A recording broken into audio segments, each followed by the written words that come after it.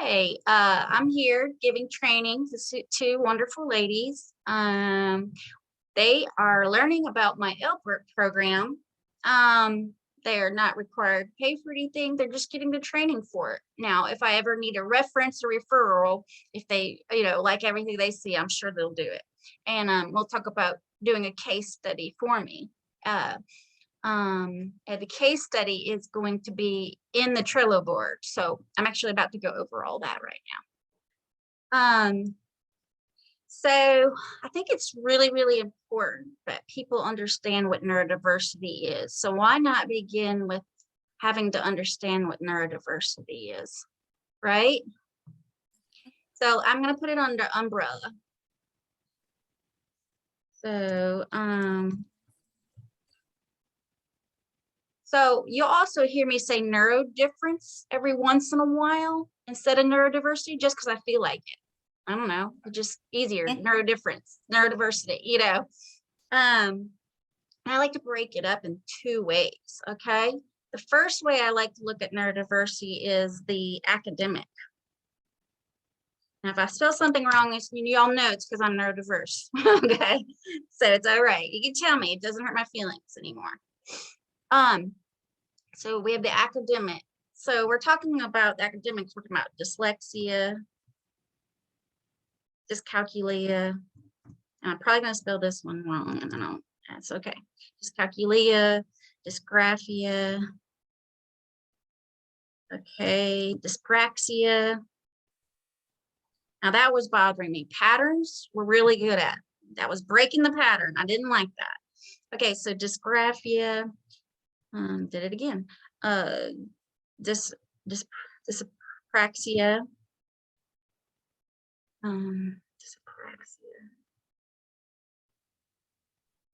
Okay, and don't think you can't have other things that affect your learning. You can have ADHD. You can have autism. You can have some psychological things going along like ODD, so on and so forth. I could go on forever on the more of the psychological ones.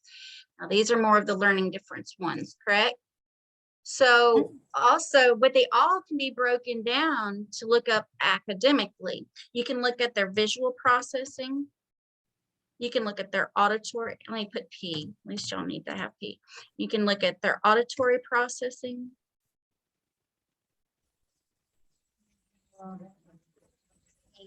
And you can look at their language. So, okay, that's how you can assess best, is looking at the visual, auditory, and language.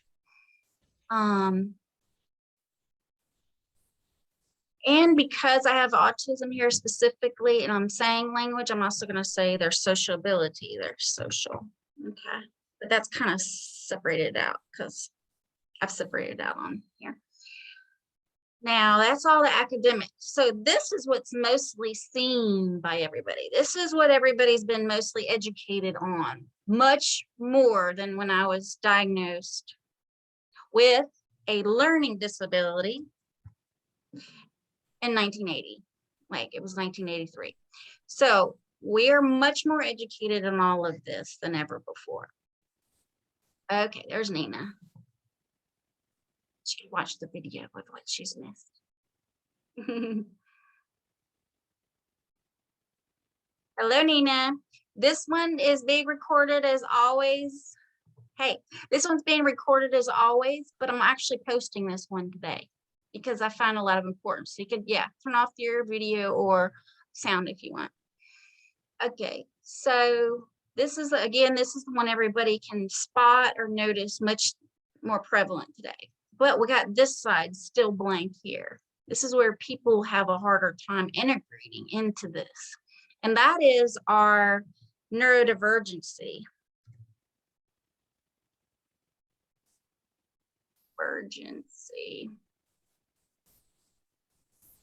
Okay. So what could tell me they have possibly a neurodivergency? I can look at this side and I want to add one, okay? That's a if they have a sensory integration disorder or sensory processing disorder or any of those can tell you that you need to look for neurodivergency. Because you're going to be hyper and hypo in those areas.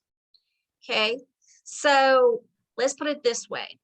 With my neurodivergency, oh, I spelled that wrong. There's no G in there. So I did a deletion in the middle position. So that's dyslexia, right? Just part of my auditory processing problem that I did not process that G, divergency in the middle position. But anyway, so with the neurodivergency, it's hyper, hypo. So I have a hypersensitivity, so I'm a very sensitive person. I am sensitive to my emotions, other people's emotions. I'm empathetic. I'm empathic. I'm intuitive.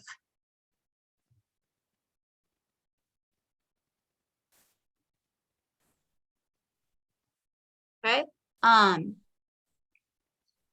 Now, like I said, over here, you'll see SPD is a good way to tell. You're going to tell if you're going to see a neurodivergency. I want to talk about divergent thinking in itself. Guess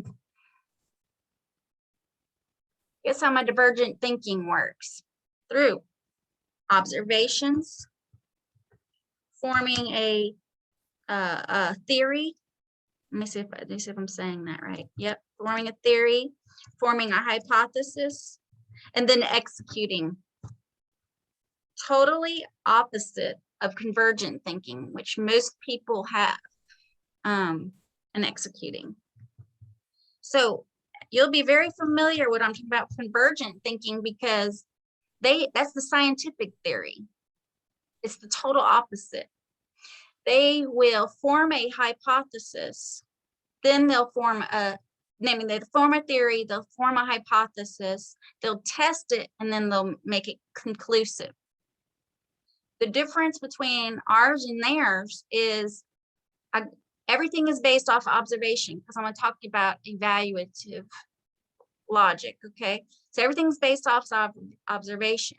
Then I do my own theory, and then I'll set my own hypothesis, and then I'll execute, because I never had any problems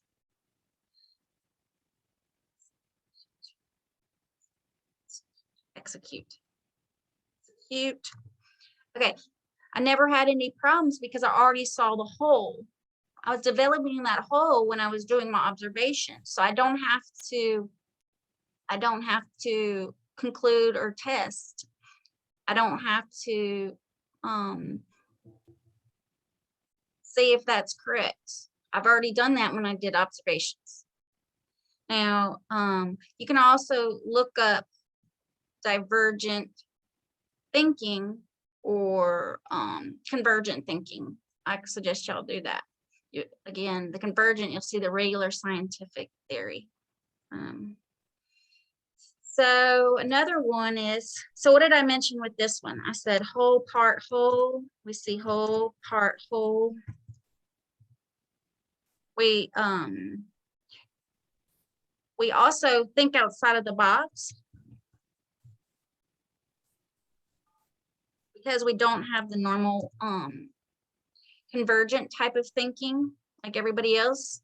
Our observations are going to be worldly observations. So that's again whole picture. So that I'm going to put a whole picture here.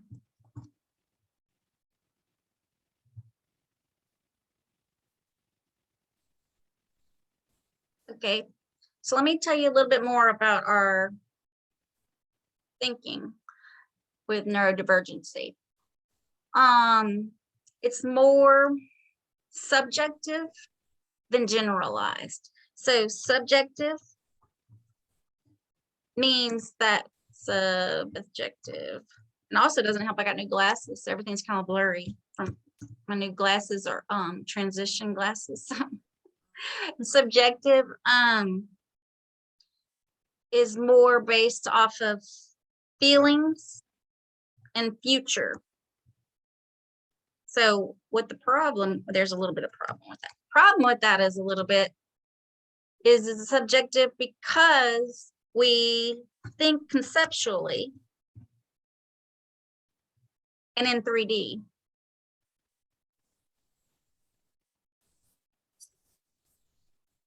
Oh, it's not letting me write anymore. Okay, what is that? It won't let me write. Okay, I'm gonna move you up. No, conceptual, and we think 3D. Okay, so it's also linear. Okay, I mean it's non-linear. What did I say? Linear. It's non-linear. So that means kind of have a harder time staying present if you think about it, because we also have something called evaluative logic. We think things, how we think them logically is through color, shape, size, dimension, chant, rhyme, rhythm, I meant. Always do that. Always do that. Rhythm, meter. And that all goes back down, back to meter. That goes back to the patterns that I mentioned earlier and the observations that we make. We're looking for patterns. So, so again, the problem is that it's harder to stay in the present moment when you're seeing things that you want to innovate. Okay, innovate. You want to entrepreneur. Entrepreneur. I'm definitely not going to get this one. And I'm an entrepreneur myself, and I can't even get entrepreneur. I'll put entre. You want to innovate, entrepreneur. I'm having some non-common. So let me get confirm it. That means my mind is racing, I guess. Okay, entrepreneur. I say this all the time. Create. Okay. And so I want to innovate. I'm entrepreneur. I want to create. So that is a problem in the future. You know, I'm thinking futuristically. What am I going to innovate? What am I going to entrepreneur? What am I going to create? And then the feelings is also a problem for staying present because what did I say already? We're very sensitive. So if we feel like somebody's talking to us and we're looking at examining their face and their body gestures, how's their voice to us, I might be stuck in that and thinking about that in a 3D way where again, not being in the present moment, because I could think about past conversations as if they're happening. So that's kind of a problem, is staying present. So we got to make ourselves be present, which is fine, because over time you just compensate and learn how. Now, so I said this is the academic side. People want me to put that this is the creative side because that's how it's written out.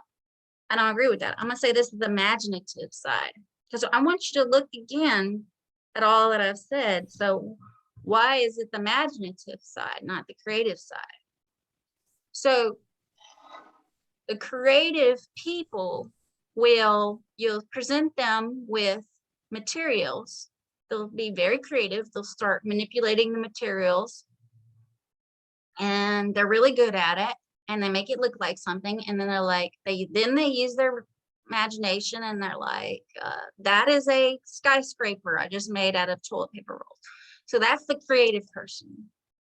The imaginative person uses all of these, let's say, gifts here when they're still and quiet, when you can get present, which you can, then they're creating it in their mind in a 3D way. Then they go find specific materials that they want to use to create what it is that they've seen in their mind already. And then they've done it. So I don't want to call it the creative side. I want to call it the imaginative side. So when I've seen kids with dyslexia and other neurodiversities being taught, I don't see this integrated in all of this. See people doing a really good job working with all this, you know, but they're not looking at and understanding all this because it's not the way that they think, you know, it's not the way that they learn. It's only 23% of the population that's specific to this. So, with that being said, I wanted to create a program that integrates this, which I like to call gifts and strengths, with this, with helping this.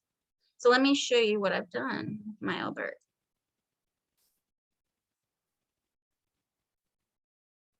Okay. Each week we're going to go through each of my classes. But today is where I felt like I needed to give you an introduction to why of all of this, or most of the why. So I do want to go over the enrichment today, because sometimes a parent will, especially during the summer, say, I don't want you to work on academics, but what can you do to help my child? So like, that's time for enrichment classes that I do. But then sometimes I can talk a parent into letting me do some enrichment when maybe they only need 30 to 45 minutes in one of my classes. These enrichment classes go along with what I just showed y'all under the umbrella. Are y'all looking at this Trello board? Can y'all see that? Sometimes y'all should be. Journey, are you seeing this Trello board? Yes. Okay. So under enrichment, it makes sense that I put cursive there, because if you look in the umbrella, we saw dysgraphia, right? Well, what else is it about cursive? It's real smooth on the hand, then it's smooth on the mind. If it's smooth on the mind, the thoughts and the words can come out. Okay? It is possible for the words to come out. I promote cursive again because it's smooth on the hand, it's smooth on the mind. Now, me being really good with my evaluative skills, which is my form of logic, I saw patterns. So I saw if you can do a C, you could do A, D, G, Q, and O, because I'm really good at the evaluation of that. And then I saw if you could do L, you could do E, H, B, K, and F.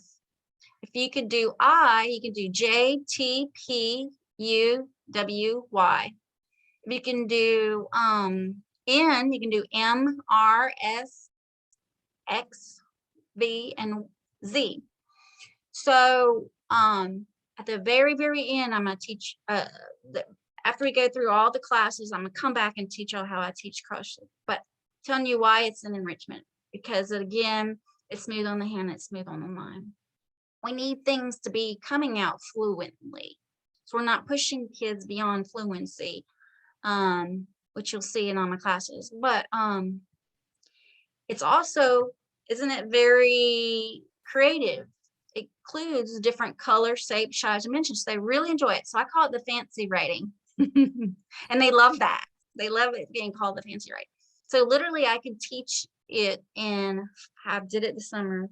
What did I tell them on? I was like, I can teach it in, was it 8 sessions or 5? I was like, we can definitely get it in 5 sessions if you practice.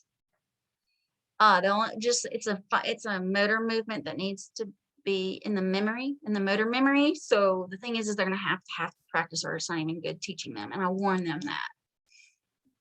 Okay, so that's an enrichment class. Now, Nina, you're on this board. Journey, I don't know if I'll put you on this board. Jen, I know you're not on this board, but I gotta get your emails to get you on this board. You can start looking over it. And it does have videos already attached. But that's if you agree to do the case study now. But It's on the Trello board here. It's nothing. It's working with the student and putting documentation out there. But I have to talk to you individually about that. Okay, the next class is called Code of Many Colors. And I gotta go, there's nothing to see there, but I gotta tell you this. We have something called list form thinking. I've only found literally one article on it, and it was like 5 years ago. And I was like, I'm never gonna lose this. This is my only one I found on list form thinking, and I ended up losing it. So I can't, and you can't just Google list form thinking and be able to find it. But I can tell you from experience, we have list form thinking. So I'm gonna add that to this side. And knowing many, many people with neurodiversity, list form thinking. So that's just like it says, we think in lists. We're only forced to use phrases and sentences because people are making us tell us that that's how we have to communicate. So you're then using their gift and ability of list form thinking and just scaffolding it to bring it to, okay, I'm gonna bring them to a phrase now. I'm gonna bring them to a sentence. I'm gonna bring them to a complete paragraph. But you start with Code of Many Colors. That is my class for poetry. So let me show you, this is gonna be real quick because at the end, after I finish all these classes, we'll go back through enrichment, or you can look at the video that's attached on here. But I'm gonna teach you real fast how I do it. Okay, so I asked the children, you want to do people, animals, or nature? So they don't really know what I'm talking about yet. They're like animals. Some of the older kids say nature. So nature is my most favorite interest. We're gonna do nature today. So I'm like, okay, we're gonna do nature. I'll pick a picture that looks interesting to you. Oh, here we go. I'm gonna pick this one because it includes the animals that most kids, younger kids would choose. And then the nature for me, and the older kids pick nature. Now I'm gonna tell them to say 3 details. Give me 3 details about this picture that you can see. And it's gotta be something that you know I won't notice because I'm old, and old people start to lose the details. I find it's true. Because they're looking in the background, they're seeing all these things. I'm like, what? Where? I didn't see that. We are taught to look at the focal point. Our brain goes right to it, not them.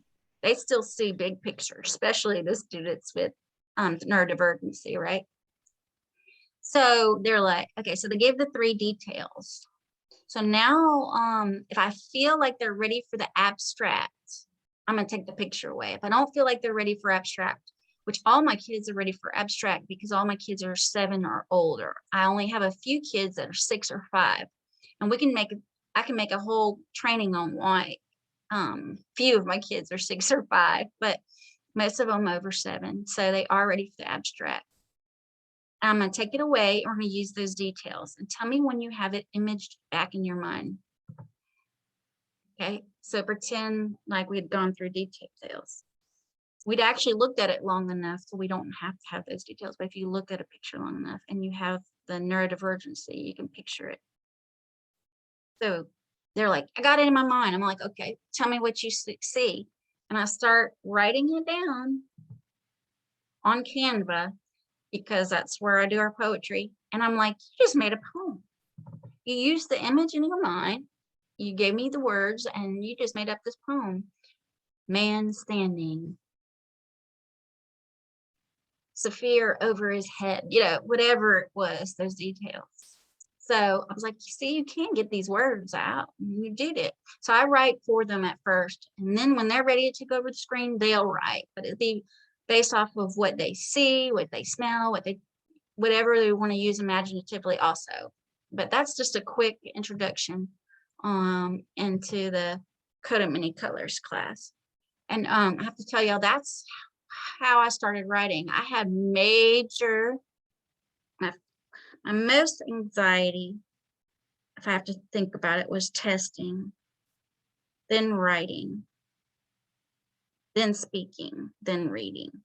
That was probably my biggest, if I had to put my anxiousness and anxieties. So writing was up there at the top. So literally I'd shake when I'd write. Even when I was working on my doctorate. No, never mind. When I was working on my graduate school, I was still shaking and writing because I hadn't found poetry yet. It was like a stepping stone to all other writing for me.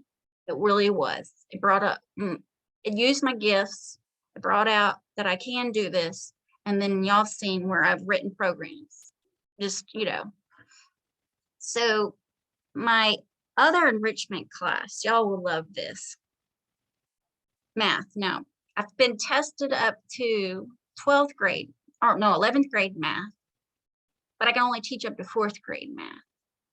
So because my dyscalculia. So I was like, how am I going to make math a thing that are going to really help these kids, especially in the summer here, when I'm not teaching this during the school year. So it's got to be something really fun.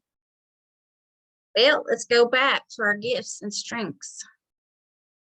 I didn't put seeing whole picture. You have problem solving skills.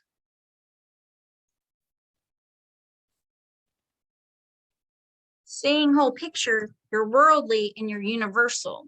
So you care immensely for people, animals, and nature. Now, don't get me wrong. People, animals, and nature could do you wrong, and you'll go against your natural nature, which is your innateness. But for me, it hasn't. I haven't been too wrong by people, animals, and nature. It's still really good for me. So it didn't, and most of my kids. But just, I had to put that side note on there.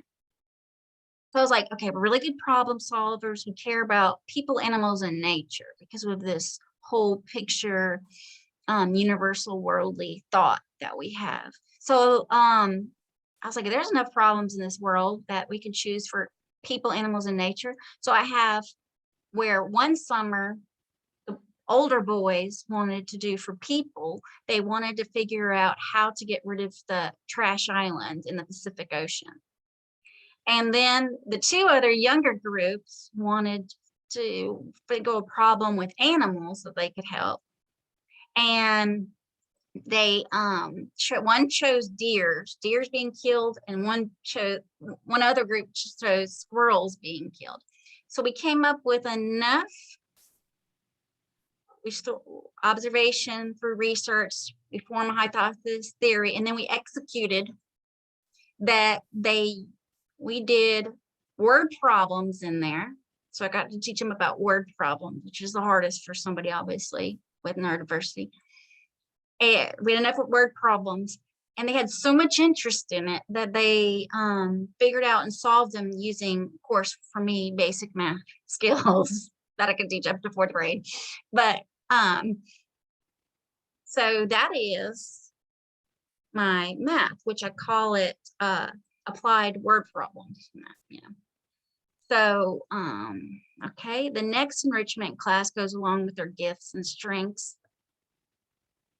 Oh, introduction to thinking maps. Now this one, again, along with the cursive, if it's not summer, I'm really saying, we have extra time that you agreed that you do besides the academic stuff. Let's do introduction to thinking maps because I know it'll help them.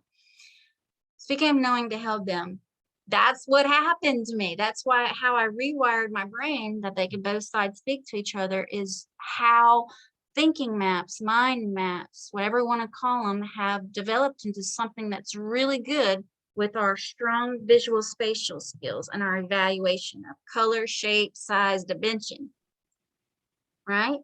They're real visual. We have strong visual spatial skills, some of us. A visual processing problem that you look up here, it wouldn't be as strong here, but that's only a part for me. My most is auditory processing. So I teach them mind maps, which again, after we finish all the classes, I'll go through mind maps, but it's really cool what I do. Okay. I'm not going to go into it right now. I just don't have time. But it's an introduction to mind maps. I can change the color, shape, size as much. They can even draw on it. But so since you have to wait for me to teach that, why don't you Google mind maps, thinking maps, or when you get get your email from me, you can open this up. I've got the video already out there. Okay, my last enrichment class is called Remembering Calm and Listening Skills. I don't wait till summer. I do this all year round. So I've had parents agree to do Remembering Calm and Listening Skills just as a class, or for the older students, I do it the first 15 minutes because we have 45-minute sessions. I do it with all of them every day or every other day at least, because y'all have had me before. Some of you realize that calm is key. Okay, so remember earlier when I couldn't get the words out for innovate, entrepreneur, create, it was because I was stressed. So I was being triggered for something that either happening presently or in the past, because I have learning with trauma. Who else who got diagnosed in the early 80s wouldn't have learning with trauma? Learning with trauma still occurs today, because I feel like, again, they don't understand the neurodivergency part. They're not working that into teaching the dyslexia, dysgraphia, dyscalculia, all that, autism. So, so remembering calm, you can watch the video on it. You don't have to wait till I teach it, but did you see, I put my head down, so I was trying to avoid some sensory overload. Remember, sensory processing disorders and sensory issues will show that you may have neurodivergency. If you have neurodivergency, most likely you're not staying the present like you need to, and you're being triggered.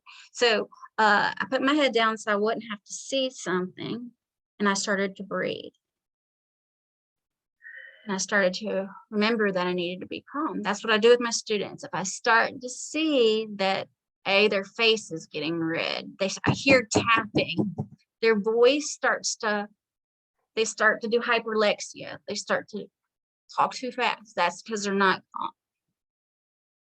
So then I have adult classes, because the people who are teaching the kids that need to be calm and have remembered listening skills also have to have an adult that remembers calm and listening skills, because kids pick up on it. You don't even have to say anything. They can sense it. They know it. Remember, they have that neurodivergency. They're empathic, intuitive, all of this. So you have to remember, be calm. So Linda and I doing calm for adults that are teaching kids. All trickles down to them. Everything always trickles down to the kids. So let me tell y'all. So I'm done talking about the enrichment, because that's what I wanted to give y'all an introduction to, because I think this is the most unlike what other people are doing. Imagine that, outside the box, not doing what everybody else is doing, but which I felt was a need, problem solving. Now these classes, the phonics ones, class 1, 2, and 3, are where my influences of Montessori come in, and Orton Gillingham, because I have 2 certifications other than being a reading specialist, correct? So so that's where you'll see a hybrid of those things in there. And my reading and research being comprehension and my phonological awareness. So I wanted to go to the Richmond today. So when we start back next week, we're letting other people acclimate to being back teaching and stuff. Next week, hopefully we'll have more people on. We'll go over screenings and evaluations. But this is what I wanted to say about screenings and evaluations. It's not what drives my instruction. It gives me a good idea of where to start and what I need to look for. The biggest thing that drives my instruction is my own reflective processing of how each day, each session goes. So whether you write it down, like in a journal, like a reflective journal of how it went, I saw them start to sway in their seat. What were we doing right then?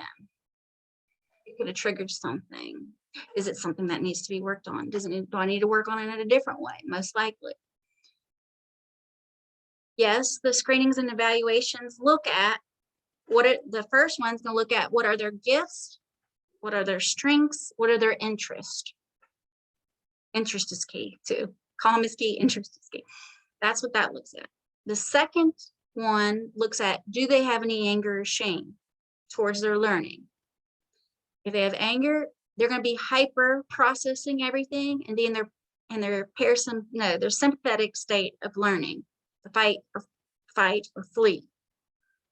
If they have shame, they're going to be more of hypo processing everything, and they're going to be more in shutdown, and that's going to be freeze, and that's parasympathetic state. So you need to know if they're coming in with any anger or shame, and look for those. And then the third one is the learning difference itself. So that looks at visual processing, auditory processing, specific language impairment, sensory processing issues. We can add on autism if we need, but that's a little bit a different case. I'll definitely have to coach you through that if we feel like one for autism needs to be done. And also looking at ADHD. And the last part is, okay, so of course, what are the recommendations or accommodations that come from that screening and evaluation? So that's what we'll do next week. And then we go through the classes. Then we're back on enrichment again. And support documents, y'all could just read through, and one of them is going to be case study for me. That's if you want. I don't think there's anything else. I know y'all probably want me to take a screenshot of this and I can send it to you. Now this video is going, I wonder why it's doing that. Just keeping that up. Why go down? Journey, you're real good with technology, as I remember. Why is this thing not going down? It's in the way of my picture. Can't see any scroll down, like. No. I think that's the end of it. That's why I can't scroll down. That's the whole page of it. Mm-hmm. You want to take a screenshot of the entire page, or you want to scroll down? I thought I move it up. There we go. I just moved it up. Now I'm not saying it anymore. We're good. I just moved it up.